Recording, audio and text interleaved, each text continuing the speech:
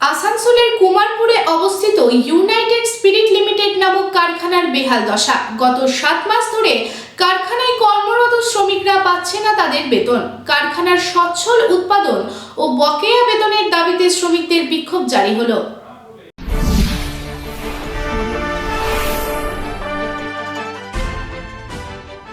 গত 7 মাস ধরে বাংলার এই মদের কারখানায় কর্মরত শ্রমিকরা তাদের মজুরি পাচ্ছেন না, উৎপাদনও বন্ধ, কারখানাও প্রায় খালি।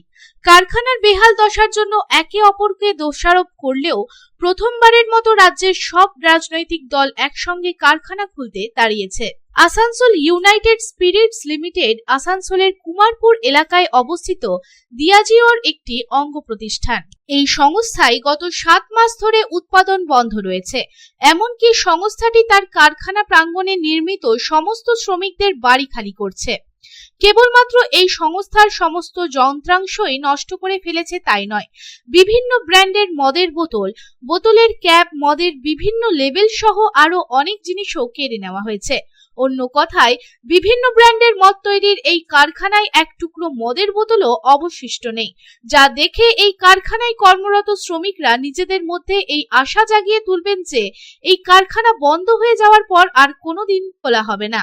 1826 সালে নির্মিত এই কারখানায় বর্তমানে 145 জন স্থায়ী শ্রমিক রয়েছে এবং 110 জন শ্রমিক আকস্মিকভাবে অর্থাৎ বেসরকারিভাবে কাজ করছে।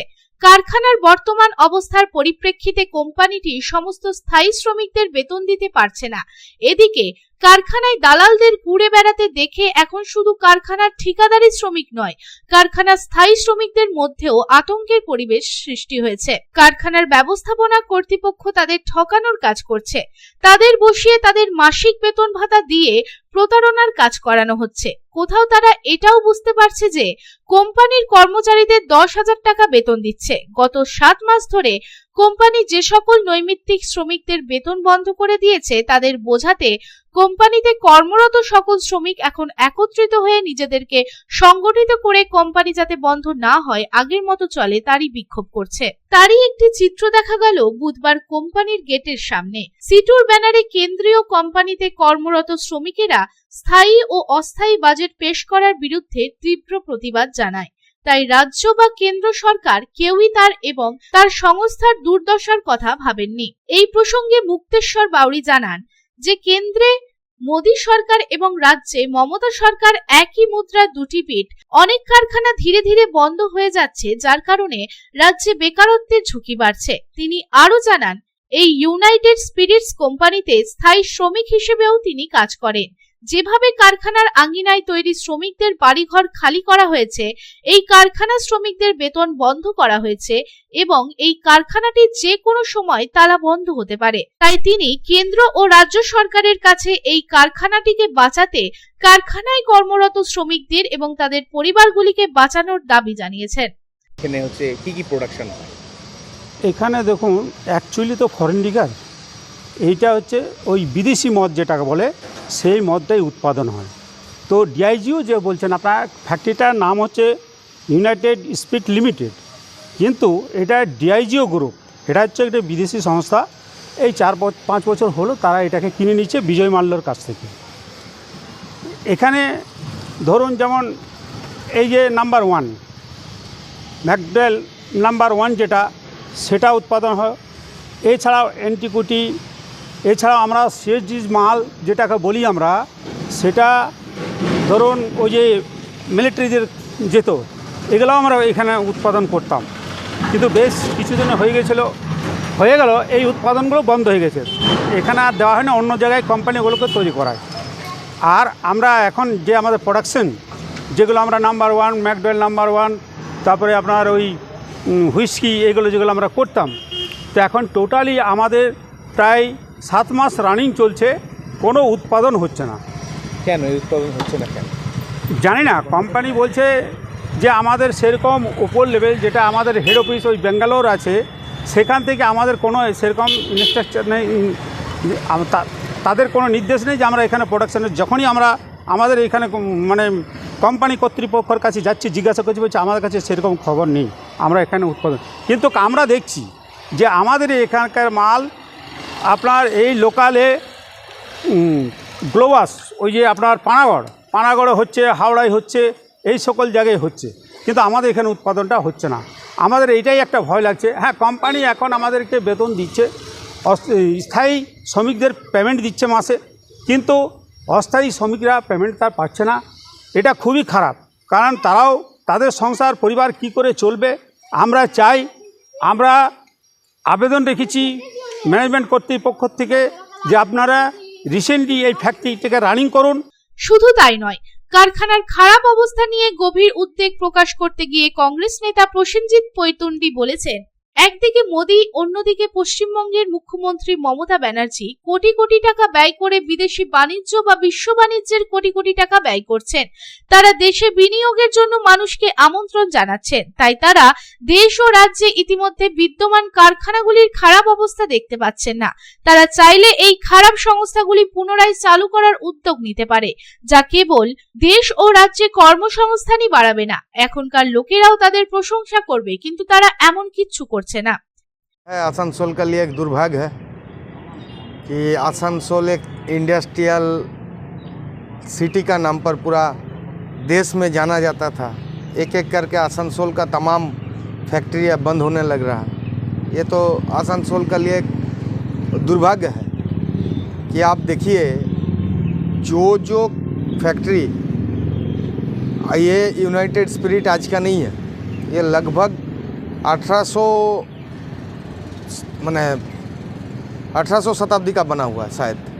तो ये इतना पुराना फैक्ट्री को आज बंद होने पड़ रहा, इसका लिए स्टेट गवर्नमेंट या सेंट्रल गवर्नमेंट कोई इसका लिए दिलचस्पी नहीं दिखा रहा। वहाँ पर अगर 100-200 जो भी वर्कर या 500 जो भी वर्कर काम कर रहा है, उन लोगों का परिवार कैसे चलेगा। आप देखिए, इसका पहले BOGL जो हम लोगों का गोपालपुर में ही, उससे 100 मीटर 150 मीटर दूर में है ऑक्सीजन प्लांट, वो भी बंद होकर पड़ा हुआ, उसको खोलने का कोई प्रयास नहीं किया गया। जबकि हम खुद बाबुल सुप्रियो उस टाइम केंद्रीय मंत्री बने थे, बाबुल सुप्रियो को टैग करके PMO में टैग करके ट्वीट किए थे कि इसका ऊपर कार्रवाई किया जाए। जिस टाइम कोविड का टाइम ऑक्सीजन का कमी का कारण दिक्कत हो रहा था, लेकिन ध्यान नहीं दिया गया। अब देखिए, यही मोदी गवर्नमेंट आने का बाद हिंदुस्तान केबल्स को बंद कराया गया। अब देखिए, यही मोदी गवर्नमेंट आने का बाद बांस स्टैंडर्ड को बंद कराया गया। अब और एक फैक्ट्री बंद होने का जा रहा है। और ममता दीदी तो का बिजनेस समिट ना क्या सालों साल लगाता है और करोड़ों करोड़ों रुपया खर्चा करता है, कहाँ पैसा इन्वेस्ट होता है और कहाँ क्या होता है कोई पता ही नहीं चलता है।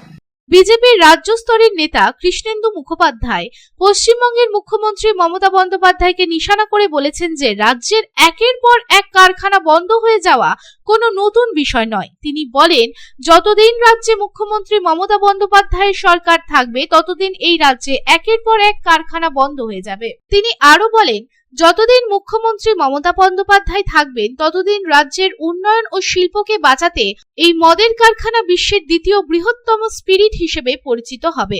কারখানার অবস্থা দেখে তিনি আরো বলেন যে কারখানায় কর্মরত সকল শ্রমিকদের সাথে তিনি দাঁড়িয়েছেন এবং তিনি চেষ্টা করবেন যাতে এই কারখানাটি বন্ধ না হয়, কারখানাটি আবার আগের মতো নির্বিঘ্নে চলতে পারে এবং কারখানায় কর্মরত শ্রমিকরা যেন রাস্তায় না আসে এবং অনাহারের দ্বারপ্রান্তে না পৌঁছায়। সে কথাই বুধবার একটি বক্তৃতায় বলেছিলেন পশ্চিমবঙ্গের মুখ্যমন্ত্রী মমতা বন্দ্যোপাধ্যায়। সেই সম্মেলনটিতে প্রায় 40টি দেশ রাজ্যের বিনিয়োগের জন্য অংশগ্রহণ করেছিল। খুব দুর্ভাগ্যজনক বিষয়, আমি ওটা শুনেছি। যেমন কোটি কোটি টাকা খরচ করে বিজনেস সামিট করা হচ্ছে, মাননীয় মুখ্যমন্ত্রী করছেন, বিভিন্ন জায়গা থেকে শিল্প উনিনাকে নিয়ে আসছেন, প্রত্যেক বছর হাজার হাজার কর্মসংস্থান হচ্ছেন, উনি সব যে পরিসংখ্যান দেয় সেটা দেখা যায়। হ্যাঁ, এই ফল নতুন সংযোজন হবে একটা, এই ইউনাইটেড স্পিরিট বন্ধ হয়ে যাবে, বন্ধ হওয়ার মুখে। আর সবচেয়ে দুর্ভাগ্যজনক বিষয় হচ্ছে আমাদের মাননীয় শ্রমমন্ত্রীর বাড়ির থেকে 500 মিটার দূরত্বে এই ফ্যাক্টরি, এবং সেখানের যে ওই ক্যাজুয়াল স্টাফদের ইউনিয়ন থেকে শুরু করে যা কিছু হয়, ওই ওনারই একজন রিলেটিভ ওই ইউনিয়নের সঙ্গে যুক্ত, ইউনিয়নটা উনি কন্ট্রোল করেন। কীভাবে বন্ধ হয়ে যাবে, কীভাবে হবে? ওনারা ভালো বলতে পারবেন যে কেন এই জিনিস হচ্ছে। ওখানে তো সব তৃণমূল কংগ্রেসেরই লোকজন, ইউনিয়ন থেকে শুরু করে সব কিছু। তারা শ্রমিকের স্বার্থে কথা বলবে না নিজের স্বার্থে কথা বলবে, সেটা তো তাদের ব্যাপার। এই প্রসঙ্গে আইএনটিটিইউসির জেলা সভাপতি অভিজিৎ ঘটক জানান, গত কয়েক মাস ধরে প্রোডাকশন বন্ধ আছে। অস্থায়ী কর্মচারীদের পেমেন্ট করার পরেও তারা কাজ পাচ্ছে না। ইতিমধ্যেই কর্তৃপক্ষের সাথে কথা বলা হয়েছে। তাদের যে নীতি, তাদের কারণেই কারখানার প্রোডাকশনটি বন্ধ আছে। এখানে কস্ট অফ প্রোডাকশন অনেকটাই বেশি। রাজ্যের শ্রম দপ্তরেও এ বিষয়ে জানানো হয়েছে। কয়েকদিনের মধ্যেই কর্তৃপক্ষ ও শ্রমিক সংগঠনের মধ্যে আলোচনা হবে ও একটি উপায় বের করা হবে। গত কয়েক মাস ধরে এখানে প্রোডাকশন বন্ধ আছে, এটা আমাদের কাছে খবর আছে, এবং যারা অস্থায়ী কর্মচারী তাদেরকে একটা ডেলি পেমেন্ট করছেন, কিন্তু কাজ তারা পাচ্ছে না। আমরা ইতিমধ্যেই কর্তৃপক্ষের সাথে কথা বলেছি। এটা একটা বিদেশি কোম্পানি ডিআইজিও বলে, তারা এই কারখানাটা চালায়, এবং তাদের যে নীতি আছে, যে পলিসি, সেই পলিসির কারণেই হয়তো তাদের ইন্টারনাল ম্যাটারে এই কারখানার প্রোডাকশনটা বন্ধ আছে। তাদের বলছে আমাদের এখানে যে কস্ট অফ প্রোডাকশন অনেক বেশি।